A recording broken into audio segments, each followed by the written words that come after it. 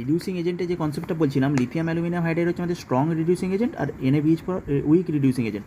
তাহলে lithium aluminium hydride সবাইকে reduce করে দেয়, মানে ডবল বন্ড আর CHO একে রিডিউস করে দিচ্ছে পুরোটাকে, CH2 CH2H, কিন্তু এটাকে এই ডবল বন্ডকেও রিডিউস করতে পারছে, CHO-কে রিডিউস করতে পারছে, কিন্তু এইটা NaBH4 সোডিয়াম বোরোহাইড্রাইড এটা হচ্ছে আমাদের কি উইক রিডিউসিং এজেন্ট। এ কি শুধু কী করতে পারবে, এ শুধু CHO-কে রিডিউস করতে পারবে, CH2H অ্যালকোহলে।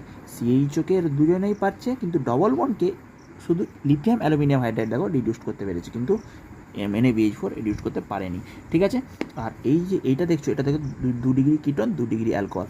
এখান থেকে আমাদের কী দিয়ে দেয় বলো তো, অ্যালুমিনিয়াম আইসোপ্রোপক্সাইড। আইসোপ্রোপক্সাইড মানে কি, মিথিল প্রোপ, এই দেখো CH3, এই CHO CH3, এইটা এর হোল থ্রাইস মানে অ্যালুমিনিয়ামের যোজ্যতা কত 3, তাহলে হোল থ্রাইস।